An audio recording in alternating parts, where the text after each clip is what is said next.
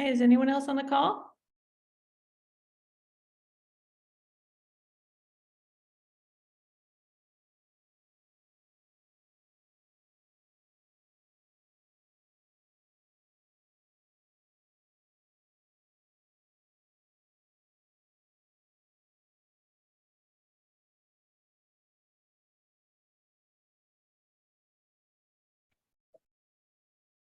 Hi, Jenny.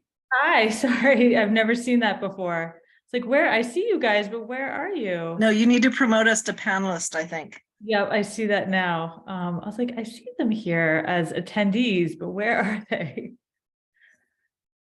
Sorry about that. Okay, are you guys have full access now? There we are. Hi. Nice to see you both. Hello. Yay, Debbie's here. Good to Debbie, see can you guys. call Steve? I know he Um, was driving last time. I don't know where he is. He had said he can join. Oh, okay. All right. Would he be it? Is he it then? No, we need one more. We need another for a quorum. Okay. I've only Josh heard was from Mike coming, that he right? can't. Huh? I've only heard from Mike Schmidt that he cannot. So we should be able to have Chris, Josh, and Steve. Okay. All right. So let me call. Oh, Steve. Chris There's just Chris. joined. Yeah. Okay. Wait a second. Okay. Chris, you should be able to speak and be seen.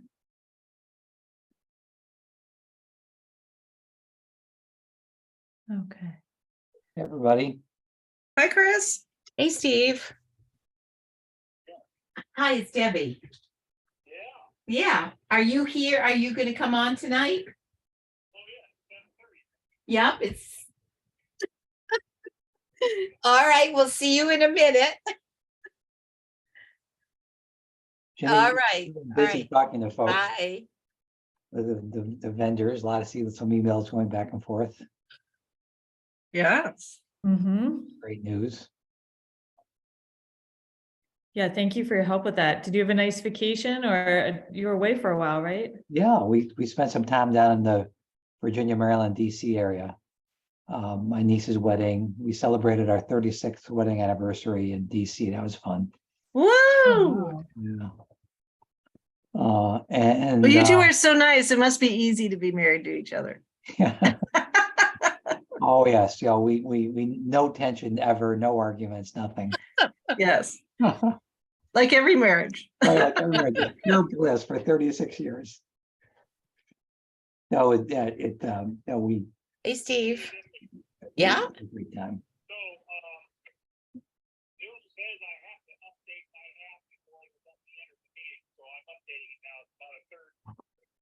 Yeah, they've messed with it again. There's all this weird stuff going on. So they told him he had to update his app. I don't know why, Oh. but anyway. All right. Well, we'll be looking for you. Okay. All right. Bye. Update the Zoom app. Is that? I don't know. That's what they said. I mean, when I came on, everything was different. So, it's always changing. Yeah. One of the things that I worry about leaving a company I've been with for 20 years is tech support. I have all this company technology. Whenever I have a problem, no problem. Just call it tech support. They take care of it. And now being on my own, oh my gosh. I recommend you get a Geek Squad subscription. Yeah, I called Best Buy. Is Geek Squad different than Best Buy, or this? It is. They're different, but they're housed under the same roof. Because I called the Best Buy folks, and they will not. If they didn't sell you the computer, they won't allow you to join the Best Buy team. But maybe Geek Squad is something different. Maybe it's yeah. Well, I think it's a great idea.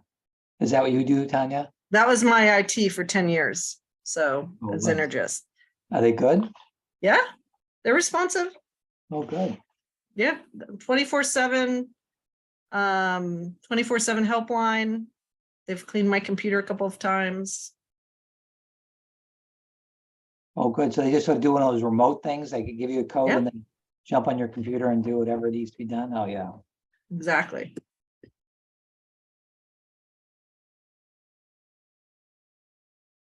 So I'm hoping we can, once Steve comes on, we'll call the meeting because there'll be a quorum. And I'm hoping that we can just be very efficient and effective because Habitat for Humanity is hosting a gala across the street at the Red Lion. And I had to scream back to do this. And I'd like to scream back and have the glass of champagne that I had to forego. Absolutely. All right, I'm all for that. What a good cause too. It Can you- is great Can you cause. remind me sort of in terms of committee membership, it's the three of us plus Steve. Plus Josh, plus and- Mike. And and we are have, they both- Mike is rolling off and we're missing Pat Gooding. So we're gonna have to replace 2 people. Okay, so Mike and Pat are leaving, but Josh is staying. Josh is staying Okay, great. Okay, good. and Debbie's renewing. Excellent. Yay. Yay. So Debbie and Mike were rolling off. And so they're, I was able to finagle one more year off of Pat. She wanted to not stay on last year when she and I renewed. But we sort of made a pinky promise we'd do it. And I said, just do it for a year and see how it goes. And it just became really tough for her. So it's Mike Schmidt and Pat Gooding who are rolling off. Josh is staying.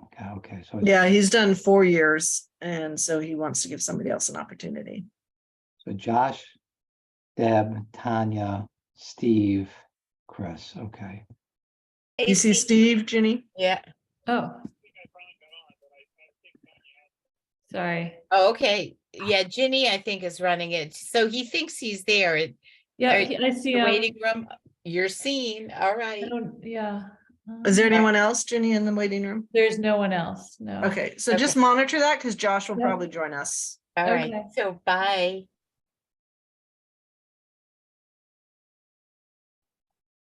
Okay, welcome, Steve. Hi, Hi, you make our quorum. So we just basically, this is an update session on what's happening, what's been going on and progress we're making. So we're going to do a quick update. Josh might join us, but we have a quorum so we can start now. And if Josh joins us, great. Mike cannot join us and Pat has resigned. So we are going to be down 2. We're down 2 basically. So we need to find 2 new members. So hopefully people are thinking about who they'd like to have on this committee.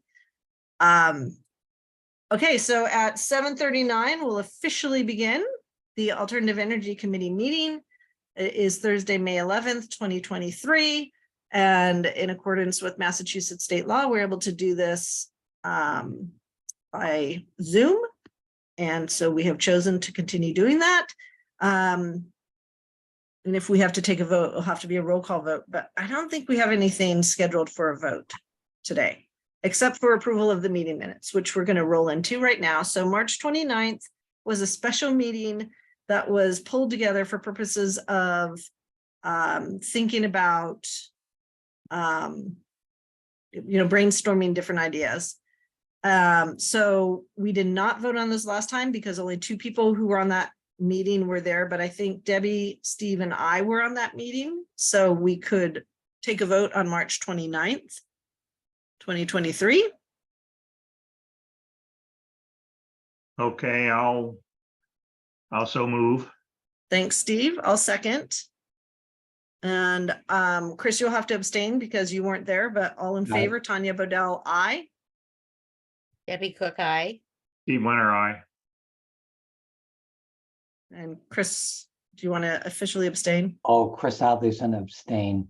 Okay, perfect. So the meetings are approved 3 to, it's basically 3:01. Excellent. April 13th. I'm just so pleased with how we're staying up to date on the meeting minutes. There are committees that are not. And so we're very up to date. And I think that's good for people to see what we've been doing. The April 13th meeting minutes. Could just take a moment. And then Got a question Yep. on the update of the DOER stretch code. It says that I offered to reach out to the facilities director from UMass and or Boston University, you could come speak to the committee. I don't recall that. The director of facilities at UMass was that fellow I met at one of our aggregation public meetings, and he offered to be a member of the Alternative Energy Committee, and I sent you his contact information. And I can't remember his name at the moment. Have you looked in your emails, Tanya, and if you could find that? I will look in the emails, but not at this point. But I Okay. can definitely, through the course of the. I think maybe that's what I was referring to, or what that note refers to. I don't have any recollection of saying So he's not stretch code, he's just somebody who we might consider having join. Yeah, he is the ex-facilities director at UMass, and he seems very knowledgeable, and he was very enthusiastic about wanting to join the committee. So Okay, so let's fix that to reflect that you offered to reach, or you offered to. I don't know what I Tanya? offered. I was just trying to remind you that we had this guy who offered to be a member of the committee, and was hoping that you were able to find his contact information. Okay. I So don't know. we'll, I'll look through my emails and see if I can find it. Okay, so subject to that change, is there any other edits? Yeah, that's the only thing I noticed. Okay, so subject to that change, do I have a motion to approve the meeting minutes from April 13th, 2023? I'll make that motion. Thank you, Chris. Do I have a second? I'll second. Thank you, Steve. So roll call vote. Steve Winter, aye. Chris Alderson, aye. Debbie Cook abstain. And Tanya Bodell, aye. So the meeting minutes are approved. Perfect. Okay, select board presentation update. We gave our Q1 presentation to the select board, giving them highlights about what we've achieved. And it is stunning to realize that we have brought in a lot of money and benefits to this town. And I'll include the presentation to the meeting minutes once we have them for today, just so they're in the record. But I want to, for those who are not able to listen in, I want to just quickly pull up some of the facts that we shared. And we have about $500,000 of potential benefits that we're trying to bring to the town, and we're getting stymied by the queue. And so I made a point of noting it's been very difficult because a lot of these are tied to contracts, and we just need legal review, and there's not much we can do. And that some of these contracts have been stuck in the queue for a year. And I asked for an allocation of 40 hours so we could work with council directly, and the select board seemed to be open to that. And so we'll see how that goes. But How does the that work, key Tanya? thing- Would they actually take a vote and say, okay, we have 40 hours, or how, and then we can go tap into it, or? I don't know how we officially get that. So it's more of a sort of a. I think it's more in the public asking for a little bit more attention to do what we need to do, and explaining why it benefits the town to just, we're not saying get out of our way so we can get it done, but we're saying, just work with us so that we can not kill these deals. Time kills all deals, and we're running up against the clock on some of these things. So can people see this? Yep. Yeah. Okay, so I'm sharing my screen. I'm going to go from the current slide just to give you a quick feel for the presentation on April 25th, 2023.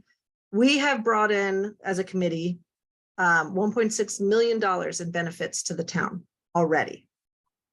And with another 400,000, and that's being very conservative, of benefits that are in the queue, we could have a total of $2 million by the end of the year, if we were able to move forward. I talked about the importance of having members, that we need 4 people to have a quorum, and when we're only down to 5, it makes it very difficult.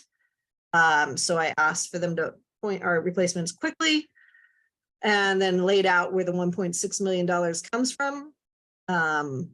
We've almost done $1 million from green communities, 825,000. The landfill in the last 6 months saved the town $55,000, which is normally what we would save over the course of a year. But the winter was very high prices, and 77,000 for the whole year.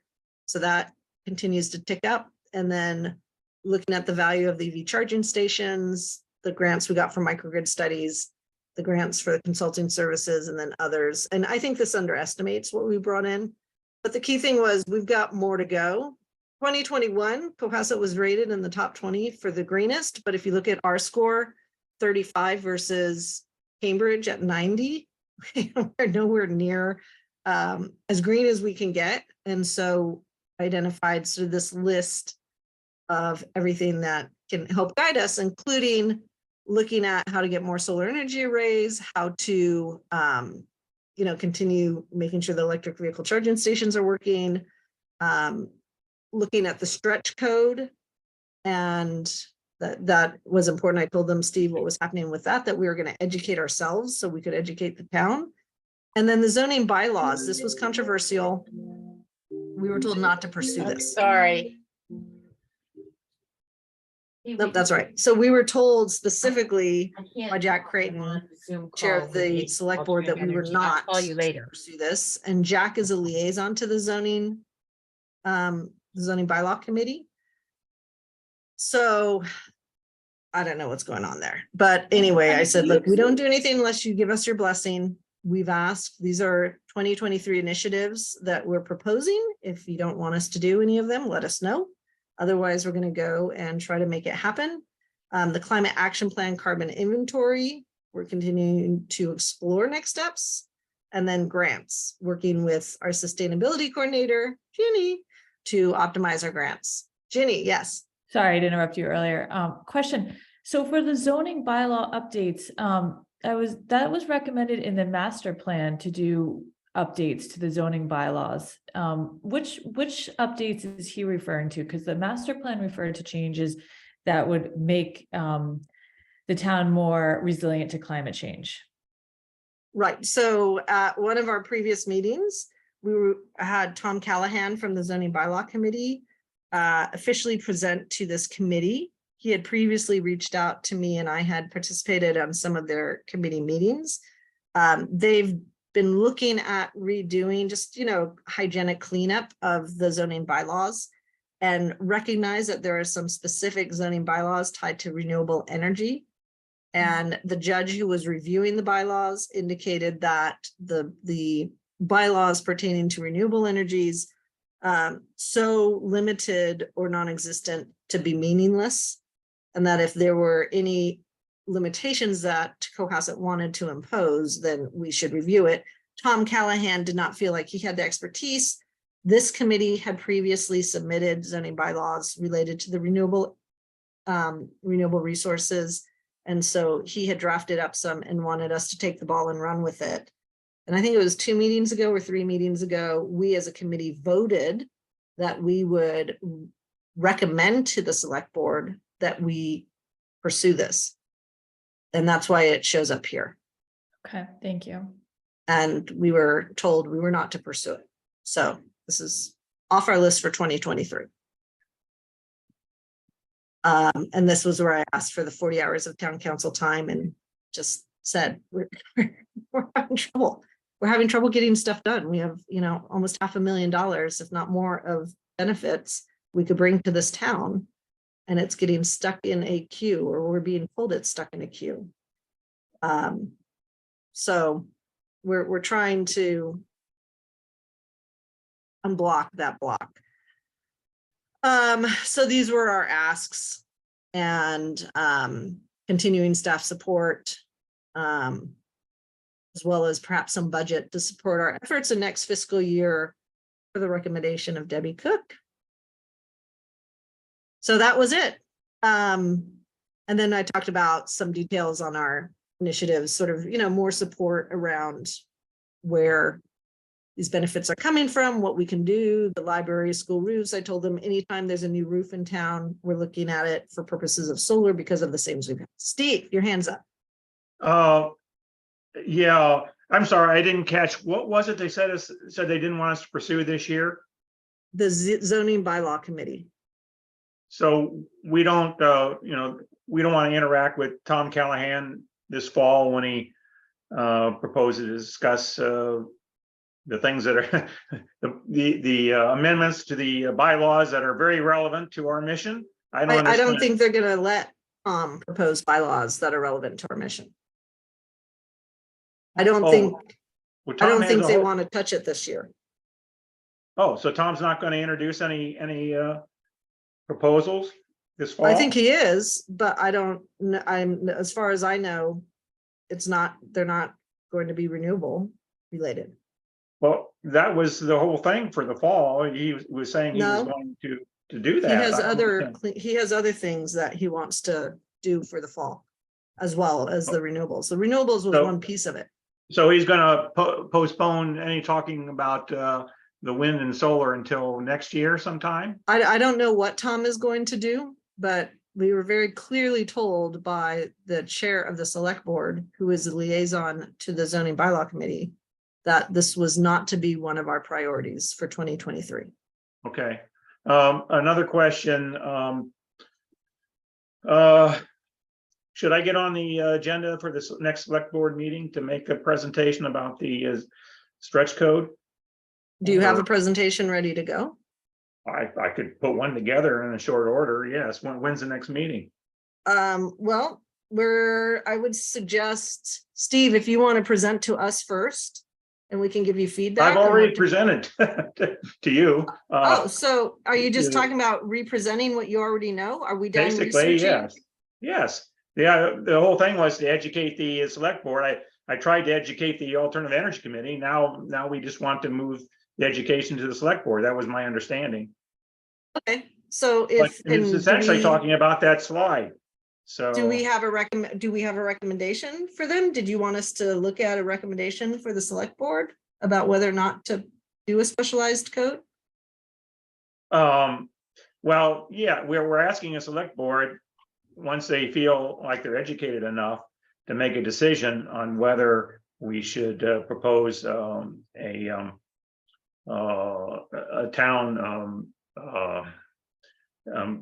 get on the what am I trying to say here? We have to have a motion before town meeting to adopt the specialized stretch code, and do they want to support that? I guess that's a decision that the select board has to make. Right, but don't you think they're going to ask us for our recommendation? Okay. Yes, I suppose they would, of course.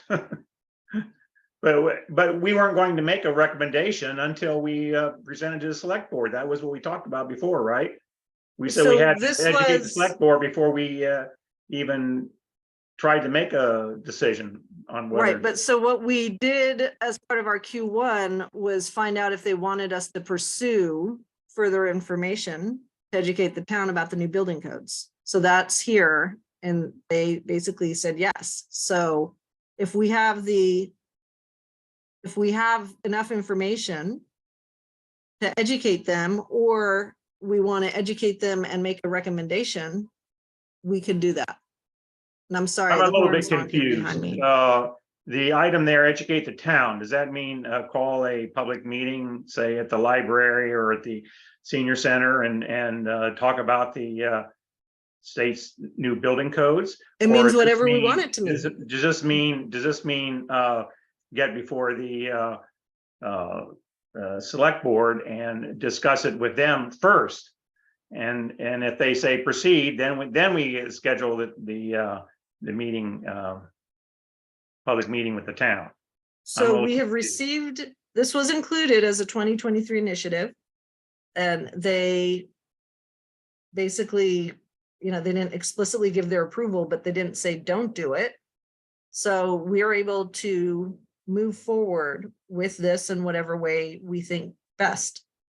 So So the if the select board next- does not feel like they need to know more about it at this point?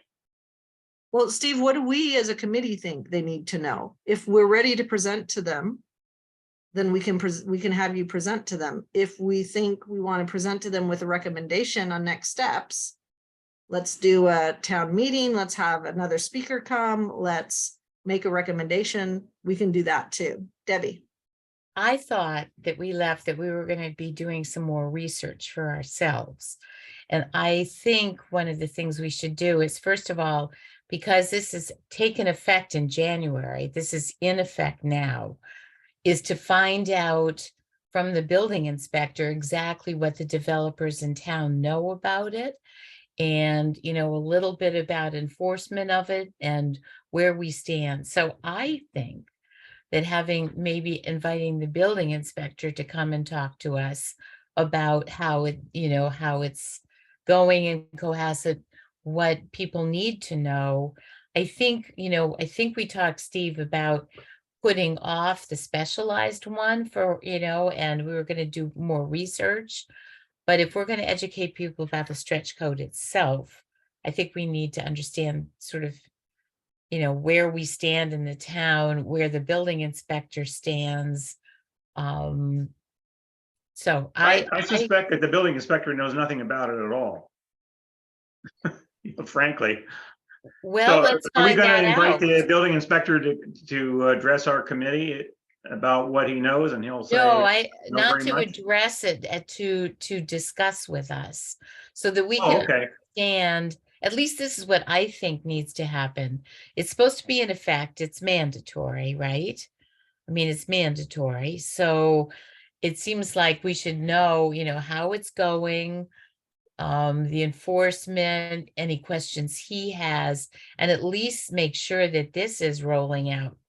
And then go to the next step about the Yeah, I special. actually think that it doesn't become effective until, I forget the exact date, but I think it's in June. The idea was the state wanted to give the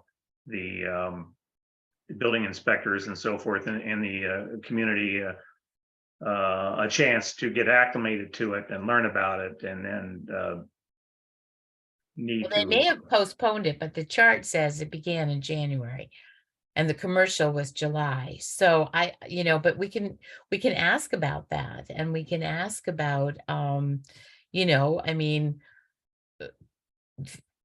that's, yes, commercial in July. Okay. so Well, I don't yeah, know. What do you okay. all think? What do you think about that? Can I just ask a clarifying question? So this stretch code is mandatory for all communities in Massachusetts, or do you have to be designated as green community? Green community. Only green communities are obligated to follow the stretch code. And we're a green, sorry, I have such a. Yes. We're a green. We are a green community, so we're obligated to follow the stretch code, the updated stretch code. So this is a newbie question. Why is it up to the Alternative Energy Committee to educate the building inspector on the new code? I would think that would be sort of. So I think we were looking at learning more, making sure the town was aware. And the key thing for this committee is understanding the specialized code and whether or not we want to make a recommendation that the town adopt it. Okay, so that's within our mission of energy efficiency for the town of residents and businesses. Different kettle of fish. That's a different issue, right? Okay. Yeah. No, but I was saying that I think that we should find out how, if it's how it's being, told to the developers and how it's actually rolling out in our town. That's okay. That's what That really sounds good to me. like. Why don't we invite the building inspector to come address the Alternative Energy Committee at our next meeting and tell us how it's going. Has the state been providing him the resources he needs to learn about it and implement the updated stretch code? And maybe we can ask his opinion about the specialized code also. Does he think that the town would want to implement it? Just ask his for his ideas, get his input. That I sounds good. think that's a great next step, especially idea. since we've now gotten the select board understands this is what we're looking to do. Okay, I was a little confused because I thought what we said last time was that at the next select board meeting, if I was available, I would try to say a few words about the specialized stretch code and the updated stretch code.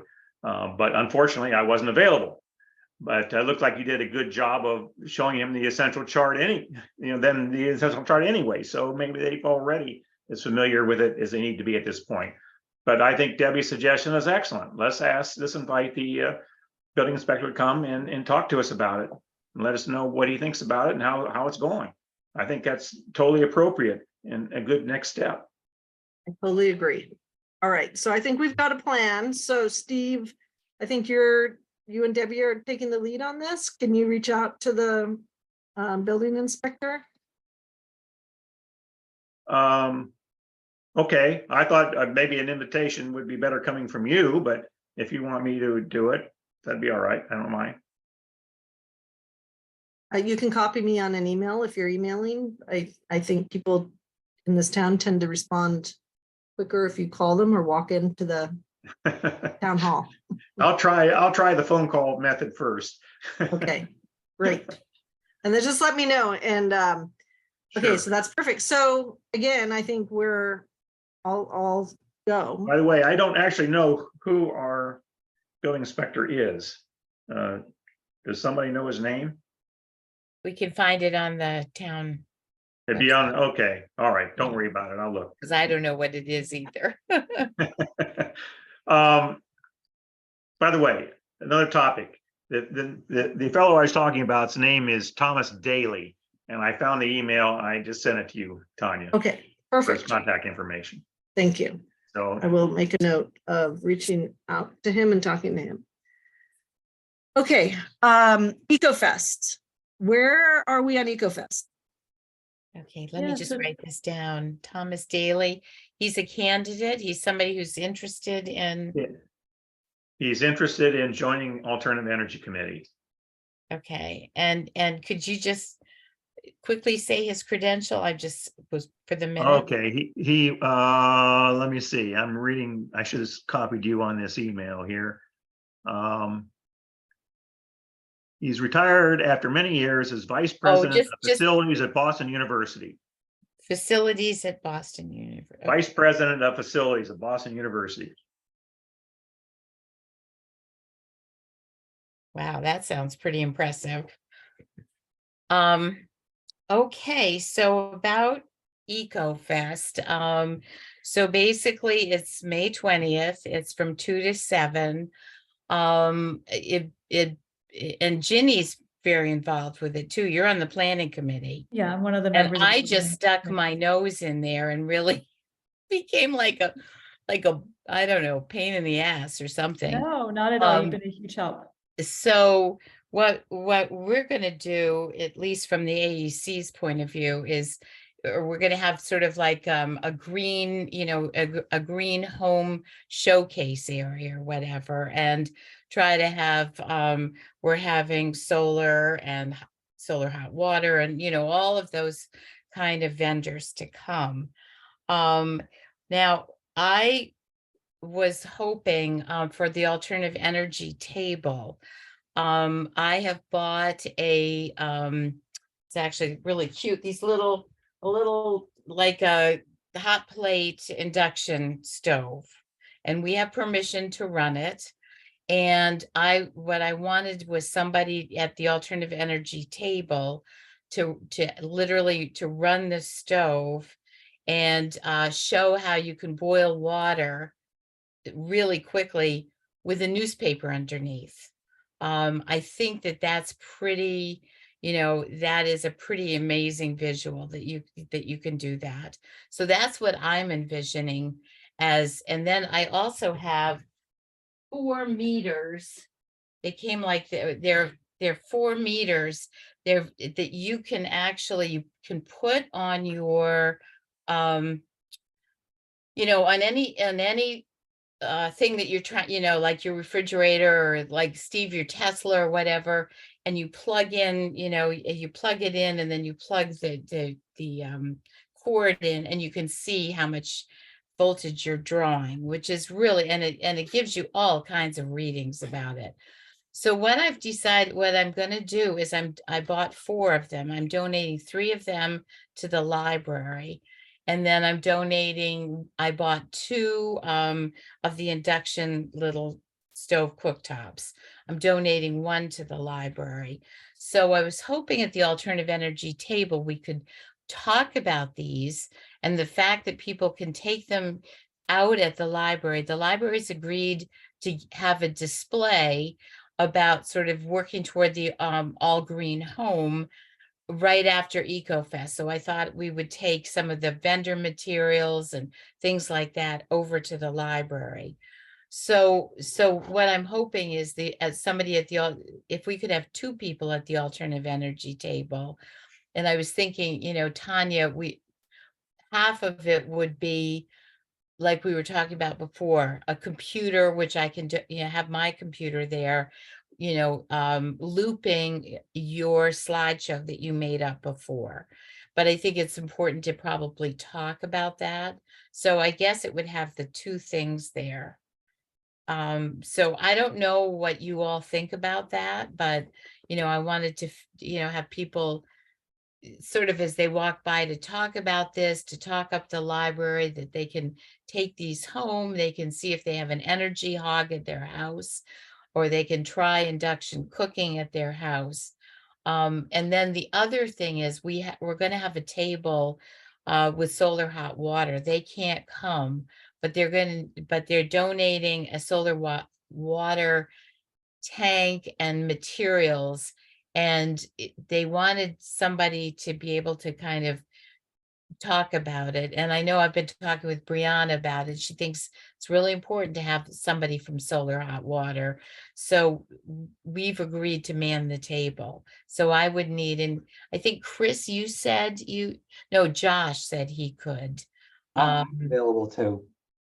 Great. Well, you know what, I know there's gonna be other things. So, I would encourage every member of the Alternative Energy Committee to participate. It's what time, Debbie? it's and 2 Ginny? to 7, but the setup starts at 12:30.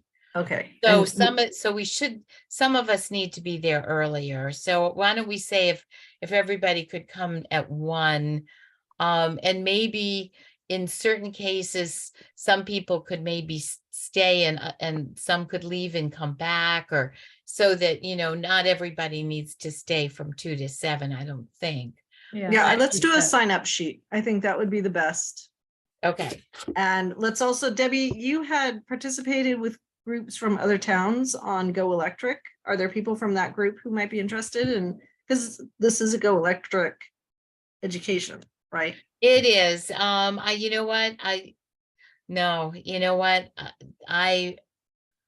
sort of got so busy doing things, and Marshfield, I'm not hearing from them at all. I don't know whatever happened to the rep from Marshfield. And Lisa, I've talked to until recently, and I didn't hear back. So I sort of, just forged on. Okay, and- so I think every member of this committee, so let's put out a sign up sheet. I think if people, I don't know if we need everybody to help with setup, but there might be Yeah. people who want to help with setup, and then they do the first 2 hours or whatever, and then people come in and just remind everybody, including me, because we get busy and life takes over, and then all of a sudden So we it forget. is a week from Saturday. Yeah, rain date Sunday. And so hopefully, and talk it up. I feel like, well, as as Ginny knows, I've been kind of saying I don't think we've had enough publicity at all. Okay. So talk it up, because I don't know. All right. Well, thank you for both of your amazing work on this. And thank you to the members of the committee for volunteering to participate. Marketing and social media. I think let's pass by this because Josh isn't on to talk about social media. Unless people have a comment or question about this. Okay, we sort of bled into marketing.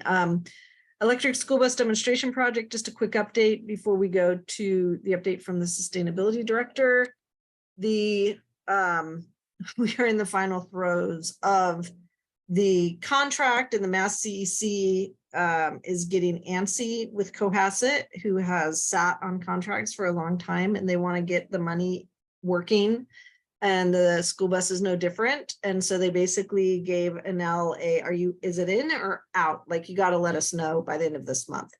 I believe, I don't know if it's been confirmed, but we're trying to get Susan Owen is trying to get us on the agenda for the school committee meeting next week on the 17th. We have resolved everything that we've explored and tried to understand, except for where the bus is going to park.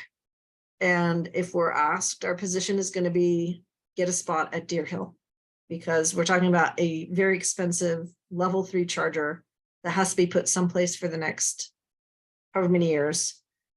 We've been talking about a 5-year lease for a year and a half from the beginning. The proposal included a 5-year lease, a 7-year lease. And it turns out, just for everybody to know, under Chapter 30B procurement for a town, any lease or contract that's more than 3 years, has to get approval by the town.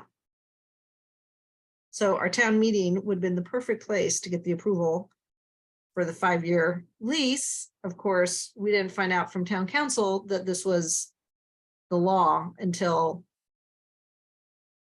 this week. So there's just some realities of working with the municipality. Another is appropriations, that the law doesn't allow commitments for 5 years unless there's appropriations. There has to be money, and if there's no money allocated to that lease, then the town is no longer subject to that lease. It's very municipal, Massachusetts municipal law.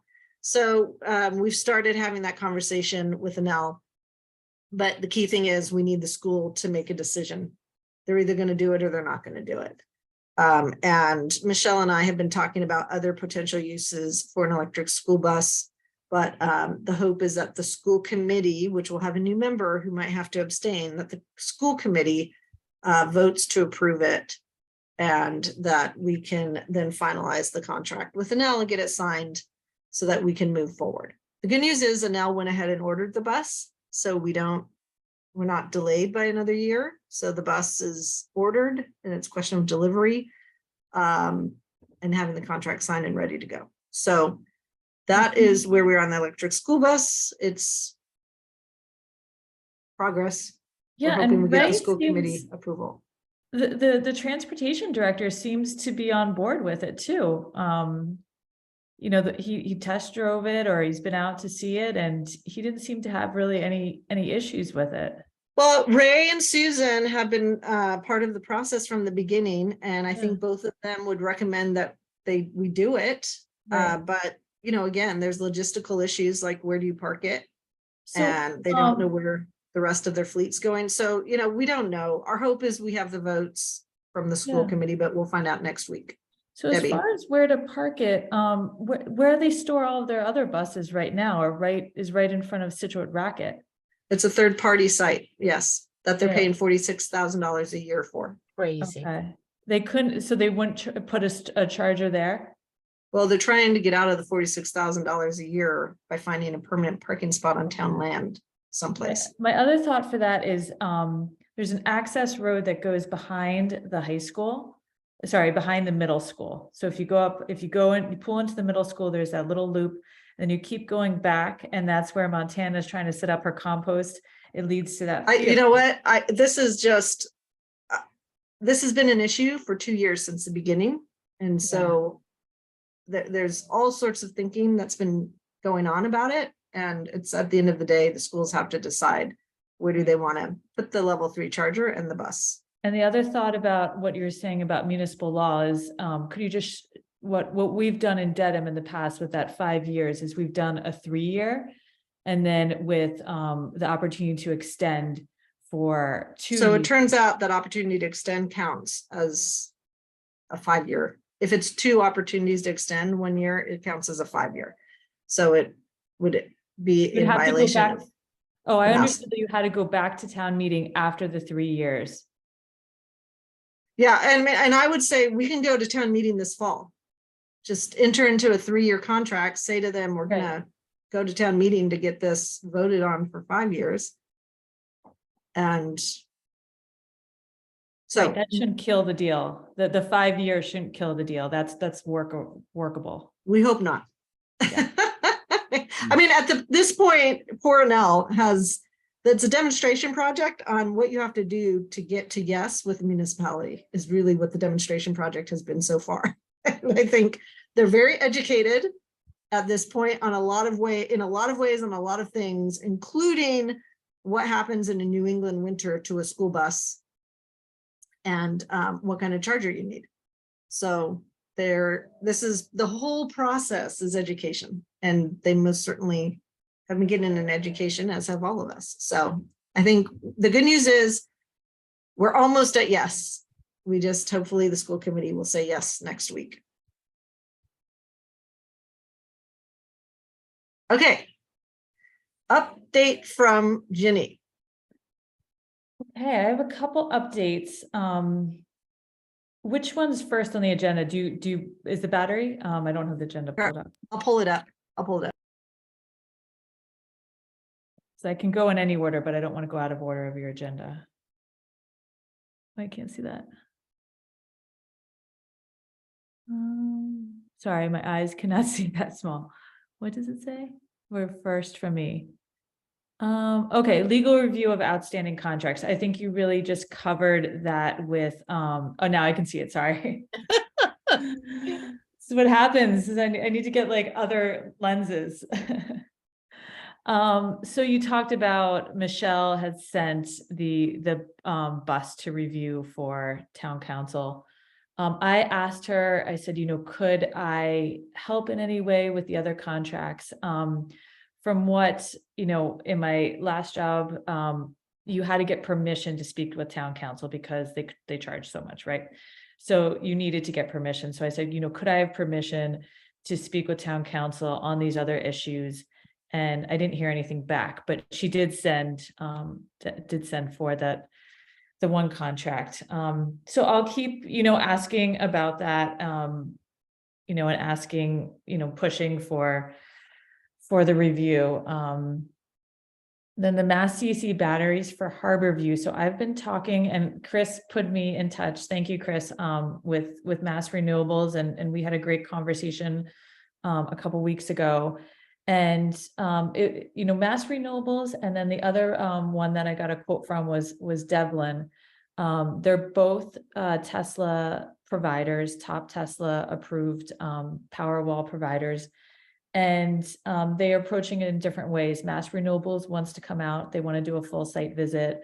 Devlin said, we're going to use LiDAR and we're going to do a GIS, sort of overview. And then once the contract's signed, we'll come out. So for Mass Renewables, they're coming out May 22nd at 8 a.m. and they're going to meet with their facilities director of the Housing Authority, and he's going to give them access to the roof, to the panel. Through my conversations with the director, we've narrowed down that the community room is a separate building from the rest of everything else. So a lot of information has come up since then, and we'll have a quote by the end of the month from Mass Renewables. We did receive a quote from Devlin, and there's 2 different ways of approaching this, and it's up to the committee and Harborview to decide really what their needs are. The one is to do a Powerwall without solar, and that would probably be from what they were saying would be just a little bit over the 20,000 mark. It'd be about like 23,000 for two. Hmm? For two or for one? Yeah, sorry, 24,900 for 2 Tesla Powerwalls. That's fully installed. And that's this is the, going back, if everybody is aware, this is the Mass CEC grant that has a $20,000 that we need to get them the answer by June 30th, otherwise we lose the money. We have to have the contract signed.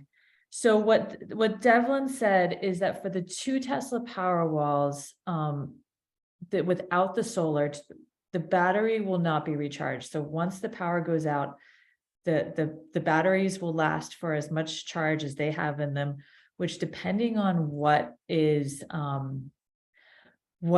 being used in the community room, you know, there's a refrigerator, there's potentially medical equipment, there's phone chargers, there's a toaster, there's, you know, a microwave, there's laundry, but the director said she doesn't let people use laundry during a power outage, that it could last for a day with 2 Tesla Powerwalls. That's her recommendation were to install solar. The solar though proposal is not within that $20,000 range. It's pretty ridiculous. It has an 11-year payback, and both Mass Renewables and Devlin said, ooh, if you do the solar, you know, it'll give you, the battery will be able to recharge in the case of you having a long power outage, but it's not going to come through economically feasible. It's 11-year payback. Devlin was saying that it'll save about $714 per month in savings, but the total cost is $51,750.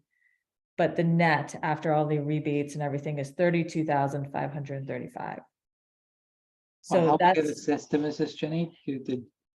it's the Tesla Powerwall, the 2 Tesla Powerwalls Well, No, with no, how big is the batteries? solar system? with solar. yeah, how big is the solar? What's the capacity of the solar generation? Let me see here. I can show, I know you, Tanya's Yeah, trying to but I get- don't understand how it's an 11-year payback if you're saving around. Here, want I me mean, to show even- you this presentation? I can share my No, screen. I think let's, Okay, I know you're I trying to think get through no, this quick. because I'll the point send of you- this is to just make sure Chris Yeah, and It's Michelle are 20 comfortable that it's not like a $50,000 battery bill. So we sort of now know it's 25,000. If we can get the extra 5,000 from, say, the Affordable Housing Trust, who has $10,000 to potentially contribute, is that enough comfort for Michelle and Chris to be able to proceed with the battery? yeah. I mean, it only gives 1 day of power, and then Well, it does a couple of things because there's a lot of short-term outages that we have. Right? So it even if we had the battery, even if we had the solar, it's not going to extend it indefinitely. right. And we might not have solar in the middle of the outage. You know, we don't Yes. know. I mean, I And- think again, the point of the battery is not to be the end all be all. The point of the Right. battery is to start moving forward to helping to, like the backup generation that they have is never called, except in the worst of the worst cases. So there's times in the middle of summer where they have half a day of an outage. Nobody has power, food's rotting, you know, I mean, it's just, so this just air conditioning is off. So this creates an air conditioned place for people to come in the middle of the hottest of summer days, which is when the outage is likely to occur. It also helps in the spring and in the fall when we have outages, and it helps to defer some of the cost of the diesel during the long duration outages that we have. So it's not a replacement for the diesel units, unfortunately, but it contributes, and we Right. have the money available to us Mhm. with no match. So if I didn't share it, did I share the whole presentation? Did I send all of that to you today? If I didn't, I will. It's an 8.1 kilowatt system, and it has, what else do I want to tell you? It's 8.1 kilowatt, 20 solar panels. Yearly energy produced is 7,435, 2% energy offset. So that's what she's. Okay, well, Yeah, that's prices are good. 2% of the whole thing, right? Of the whole 64 unit. Yes. Compound. Exactly. exactly. Mhm. But I think 8 kilowatts is basically a house. And so that would more than cover, I think, the usage requirements for the common area. Yeah. But I don't know why it's 11, if you just look at the solar and it saves $700 a month. Why is it 11-year payback? Why is it an 11-year payback? It seems Yeah. like 8,400, it seems like it's more like a 4 to 5 year payback. Yeah, I thought that was really high too. So I want to ask her about that. And also see what Mass Renewables has to say.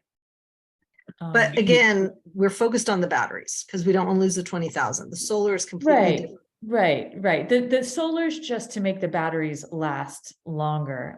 But yes, we can absolutely do this project, like you said before, for the 20,000. And then, so my question to you today, I sent an email, was, have you gone back to, or I would recommend going back to the people that offer the funding and make sure that they're still at this late game and still willing to give us funding to bridge that Well, $5,000 gap. okay, I think that's definitely something you and Michelle are doing, right? To make sure we still have the funding. No. The people outside of the 20,000 who offered to give money. They're still, we can't go to them and ask for the money until we know exactly how much we need, but they're still open to the request. Yeah, that's all I was saying. Make sure that they're still open to the request. They are open to the request. Good. Okay, so the MVP, if there's no other questions about that. And let me just say, Ginny, I would recommend, let's focus on the batteries, because anytime you get to a price tag over $50,000, the state has to be involved and it becomes very complicated on Harborview. Mhm. Even putting up the solar could become very complicated. And if we combine the solar with the batteries, it's going to kill the batteries. Because now the state has to be involved. If you just strip off the solar and focus on the batteries, it's less than $50,000.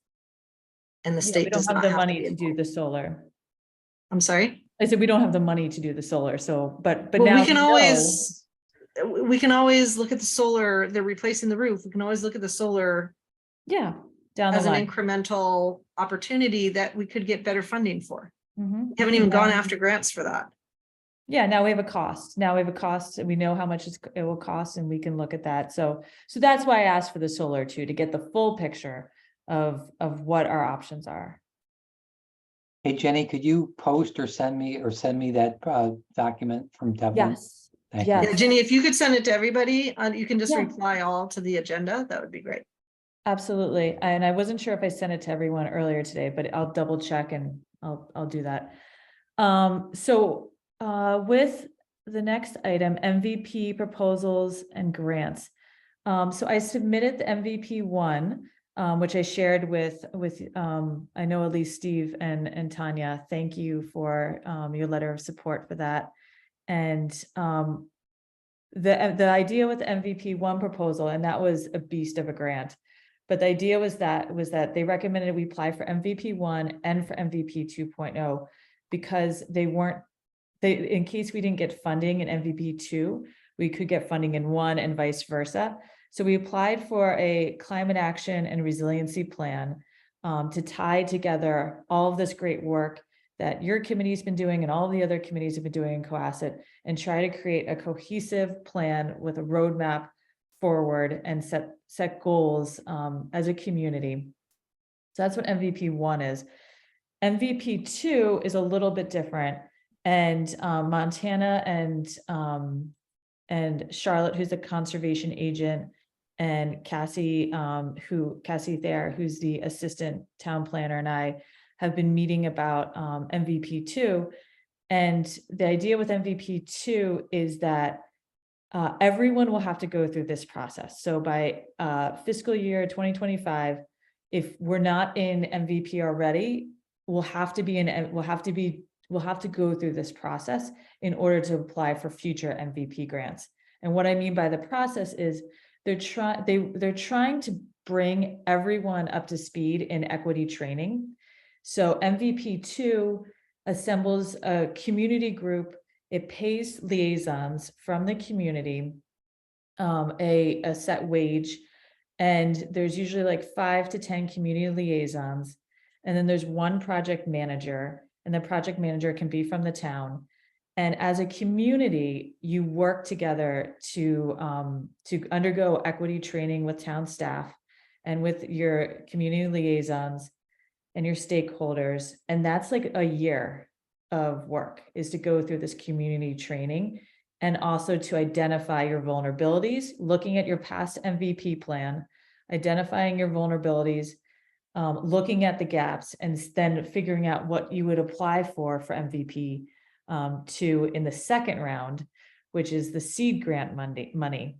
They'll give you $50,000 after you complete this project.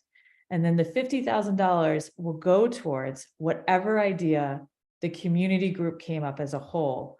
So that's another reason why I applied for the climate action plan in MVP 1, because the community as a whole could decide, we don't need a climate action plan. We need hard and soft solutions for the harbor, and this is what we need to address. Sorry, Steve. Yes. Yeah, a question for you, Jenny. Mhm. How does this interact with the Woods Hole study that was presented to the community? Yes, yeah. I've been listening to all those studies, which have been really great. And I've read through all their documents. I talked a lot about, brought in all those studies, brought in all that work. And before the town planner left, she had a list of like all of the studies, all of the reports that you've done. I included all of that in the plan. And the idea is to tie all of this together.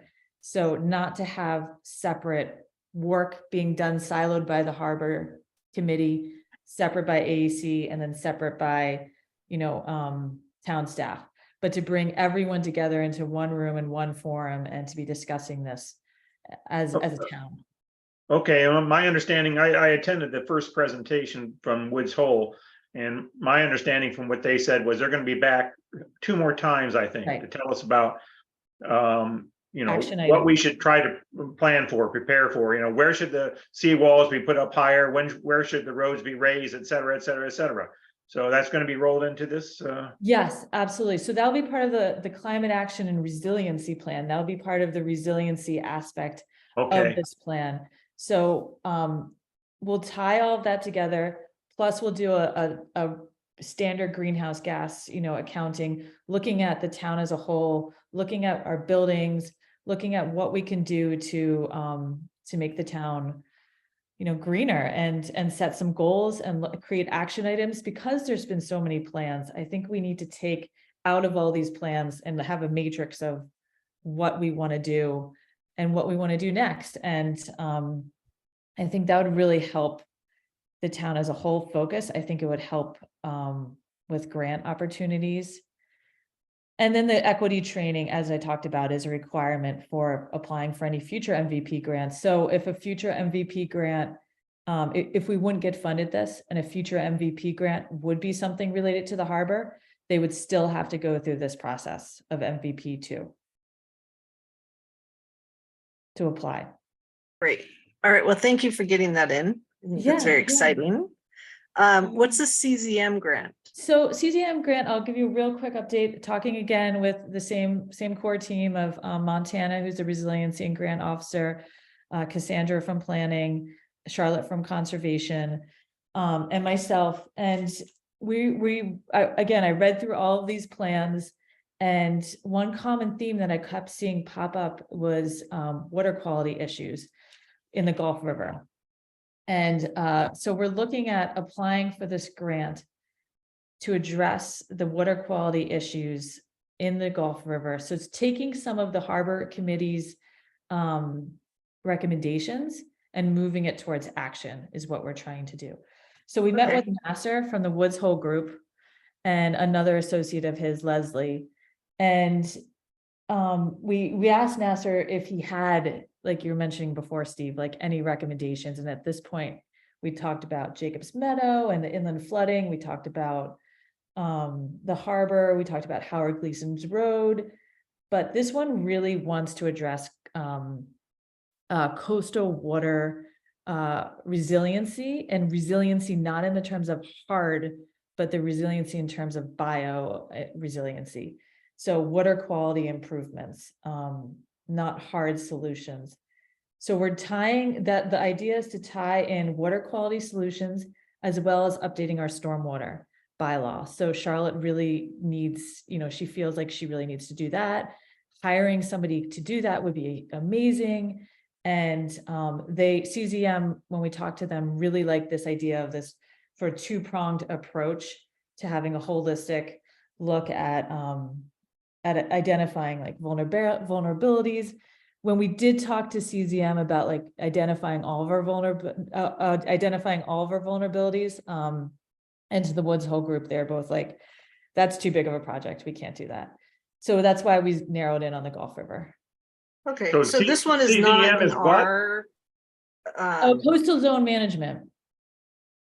Yeah, so this one is not in, this is resiliency, the resiliency committee, not the alternative energy committee, but we should be aware of what the resiliency committee is doing. So I think going forward on the agenda, I'll have an update on resiliency committee activities.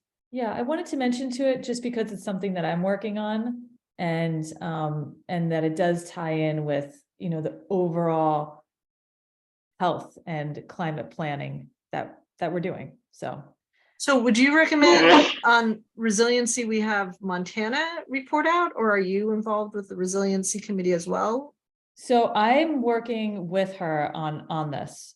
So we're working hand in hand. I've, have a lot of experience writing grants. So I've been helping them all with grant writing, and, we're working hand in hand. So I would love to have Montana, come to a meeting and we can talk about this together. Okay, well, why don't you just let us know? I think we should be aware of what the resiliency committee is doing, just to make sure if there's overlap, we're cognizant of that, or that we're not working at odds with each other when we're going after grants for the alternative energy and energy efficiency piece of it. But that definitely, this is not in our mission, but I think it's great. Okay, It's wonderful. understood. Okay, what's going on with the electric vehicle chargers? Are these to fix the ones that are broken? So I talked with ChargePoint, which has a grant. It's called a CFI grant, and it's for electric vehicle charging stations. It's a big grant that I think we could benefit from partnering with the town of Hingham on this grant, since I work for both towns. It's a large grant, and what it is basically they have a minimum award of $500,000, and they would assess, they would send somebody out. It's due May 30th. So she wants to send somebody out to assess where we could put publicly accessible electrical vehicle charging stations.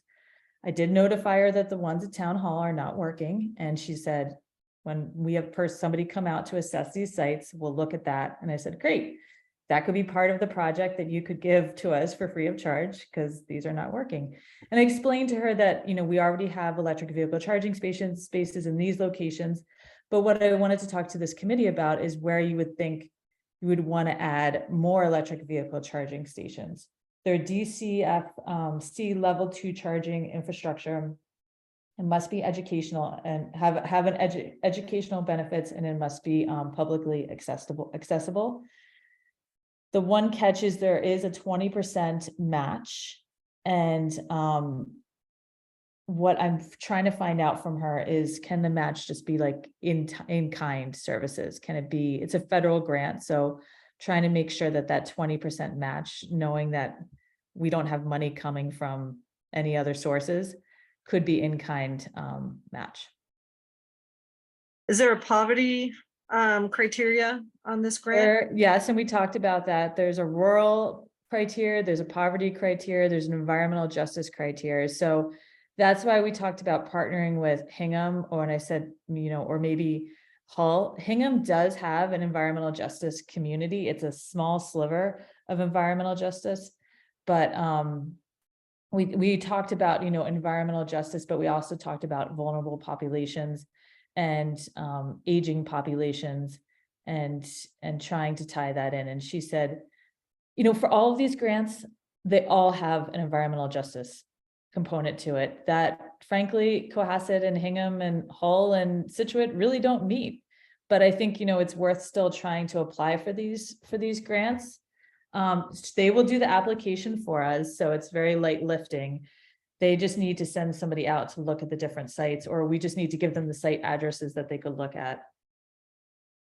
Yeah, so we made a decision on the EPA school bus grants that we were not gonna spend the time because we looked at what the requirements were and we just didn't, I mean, there was no way we were gonna get money because of they're very focused with the EPA grants. Look, there's 500,000 school buses in the United States, and to fully fund the difference between a diesel bus and an electric bus, that can fund about 5,000, so 1% of the school bus fleet.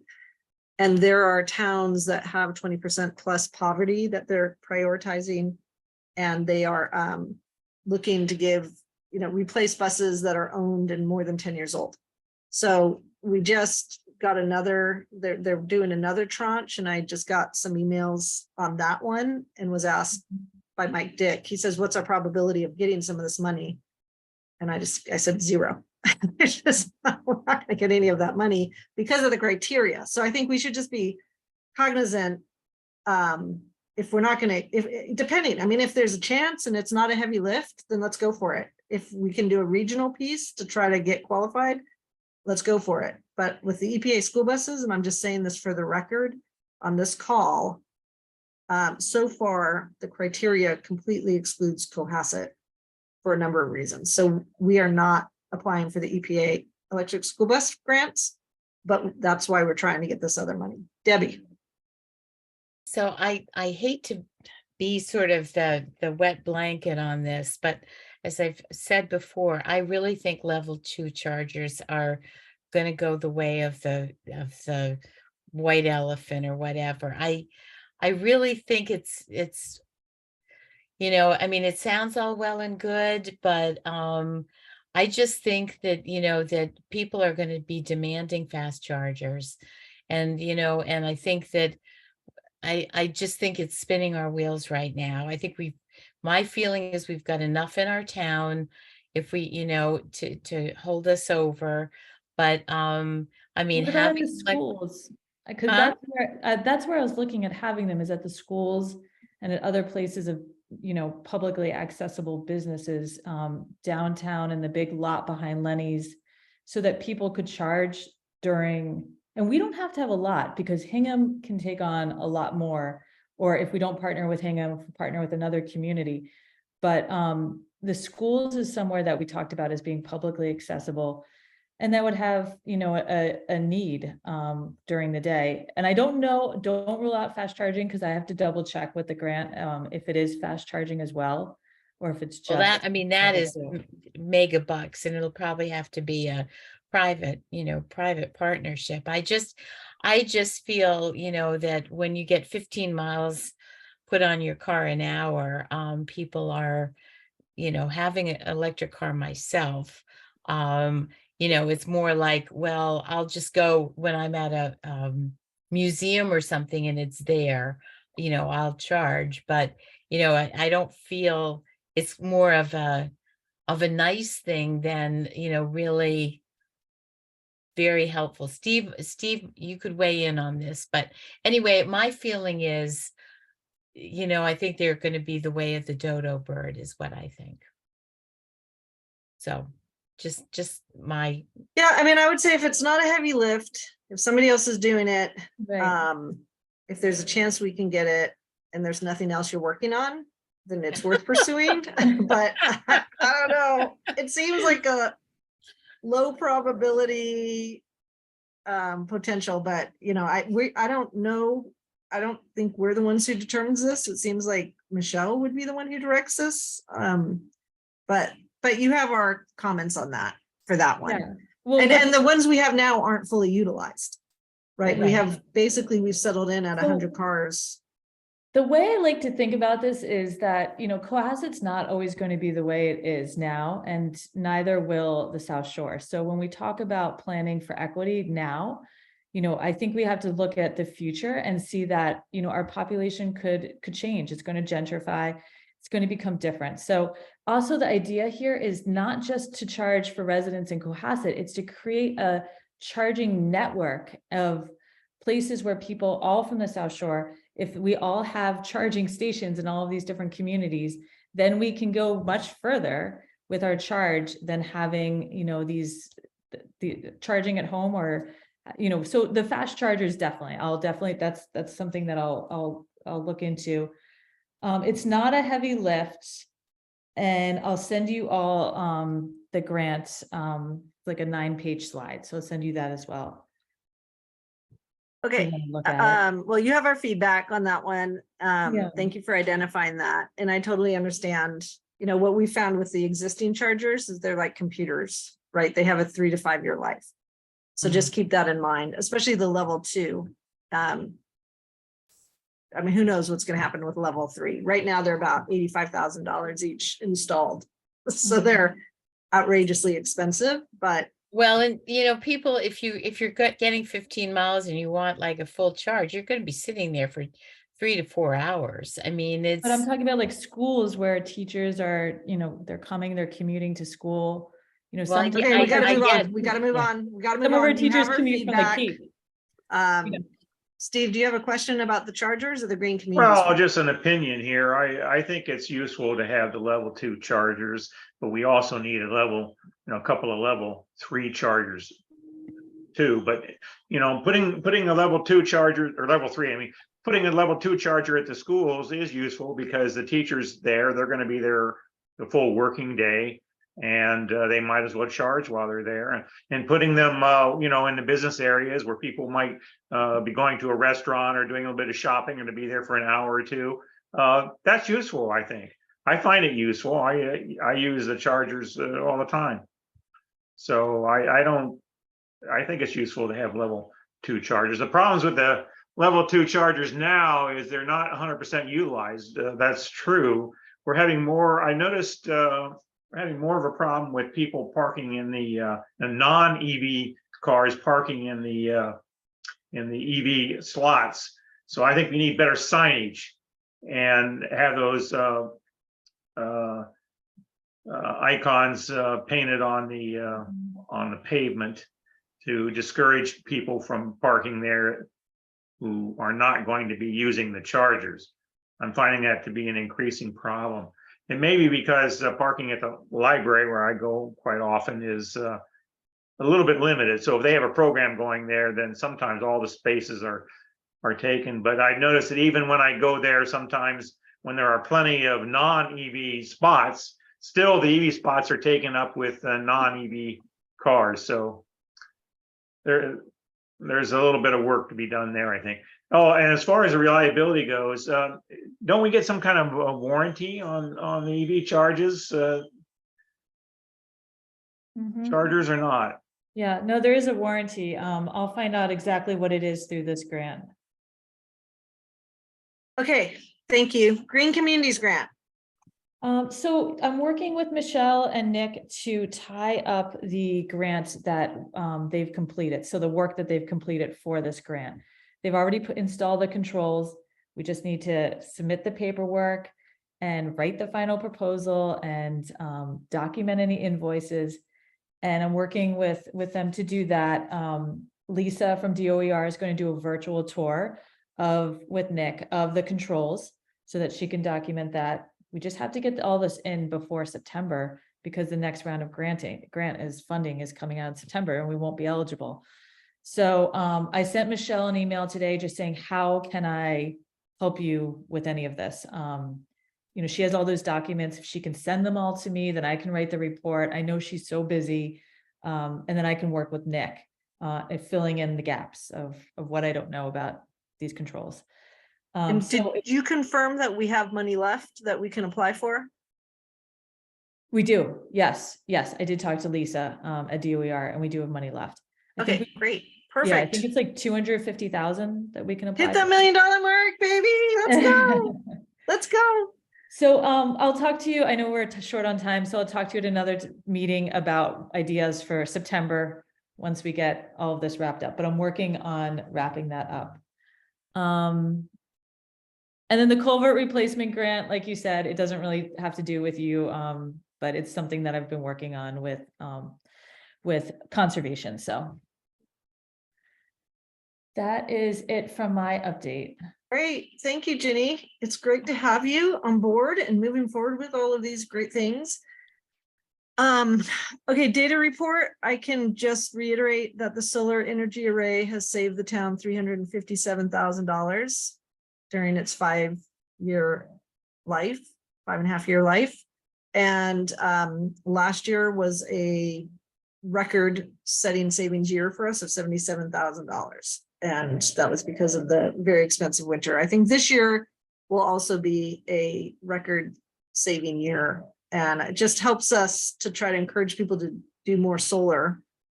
Of course, that was a sweetheart deal and it's not as rich, but it still benefits us to try to look at getting these savings to the extent we can and getting as much solar in the town as we can. Charging stations, I don't have any update on that. That would normally be Josh, but I think Ginny, maybe if you can make sure you have Josh's report. And if you're not copied, you should be copied. I think you are copied by Scott on the solar savings, just as backup in case Josh isn't here. You can, give us an update on the charging. Sorry, I do get those. Oh, you do? So what's the stats? Oh, I didn't look at that email. Sorry. Okay.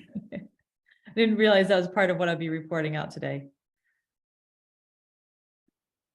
And we'd like to include that in the minutes, just so that it's in the record. So I think Debbie, do you have a copy of these? Not the current one. We'll make sure that they're in, we can get them in.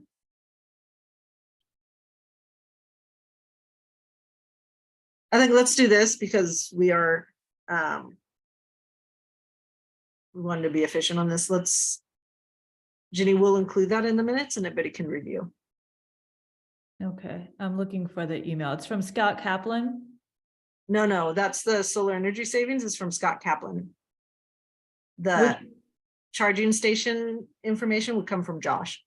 Oh, the savings from the charging station? Is that what you're asking? No, not the savings, but just how many charging, how many unique cars.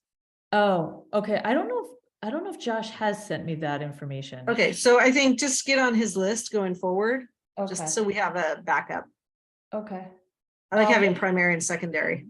Yeah. Okay. That's It's just, you fine. just need to get into the dashboard is all. Yeah, I have access to the dashboard, so I have looked at that before. But okay, so you report out on that monthly? Yeah. Okay. And that might be information that you use with ChargePoint, right? Yep. Just so they can get a feel for what our current demand is. Okay, any matters not reasonably known in advance? Yeah, I'd like to say a couple of words about the aggregation program. Mm-hmm. I think last time I promised I'd give you the figures on the enrollments that Gary Fogelman of Good Energy sent us out last month. So I'll just read them to you. In the basic plan, we have 238 subscribers. The standard plan, where people are automatically enrolled if they don't decline altogether, is 5,309. And in the plus, there's 94. I'm kind of disappointed in the number of plus signups, but that's what it is. I asked Gary also how many people had third-party plans, third-party contracts that would not have received an enrollment letter, and he didn't know. He said National Grid is not obligated to give them that information, so they don't know. So that's the enrollment numbers. I did want to mention that there have been some problems with scammy electricity suppliers pretending to be the Cohasset Community Electricity Program.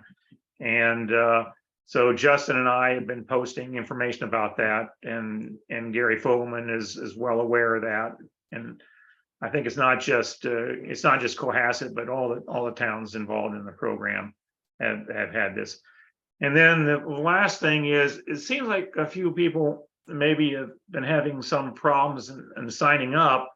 An acquaintance of mine sent me an email and said she thought she'd enrolled in the Cohasset program, but on her current bill, she's still with National Grid.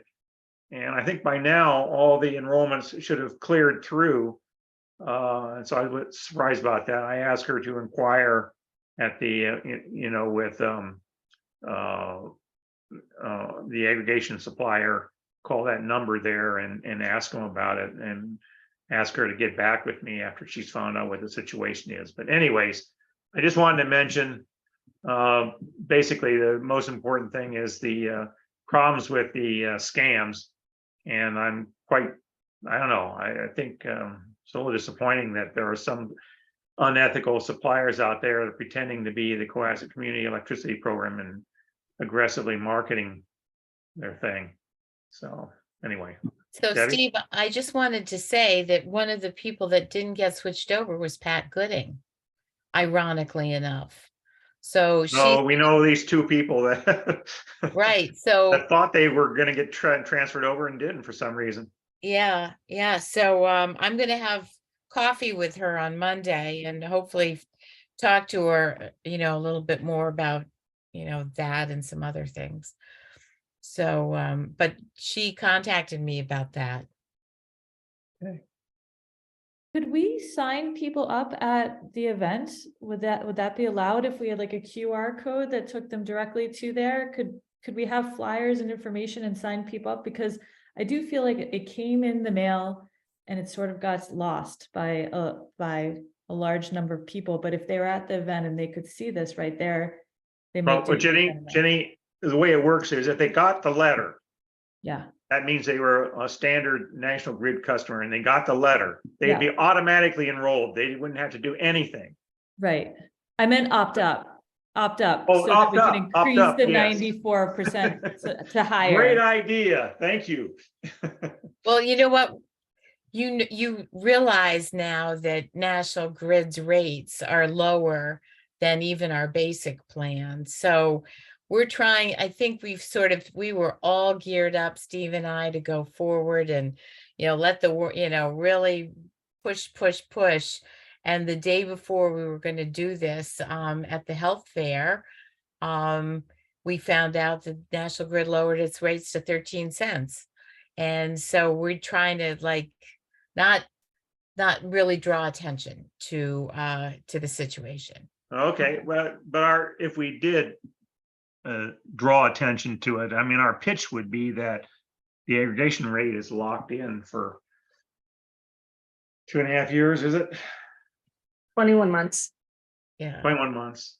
Okay, not quite 2 years. So the aggregation rate is locked in, whereas National Grid is going to shoot their rates up come fall, no Yeah, doubt. but you know what? 1 or 2 words from people on Cohasset 143. It's better. I feel.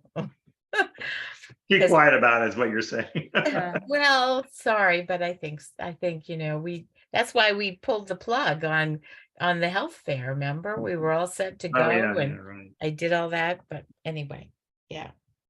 All right, well, it's we'll monitor the prices, and I just don't see, I don't know. Nobody knows what the gas prices are going to be, but the system in New England is still going to be constrained. It's just the reality of our gas system. Okay, other matters not reasonably known in advance. All right, well, thank you everybody for your hard work and your report out. And I was just so happy to see we've brought the town $1.6 million in benefits, and we have another $500,000 in the hopper. Actually even more, because the school bus benefits with the level 3 charger is about $300,000. Jenny's talking about $250,000.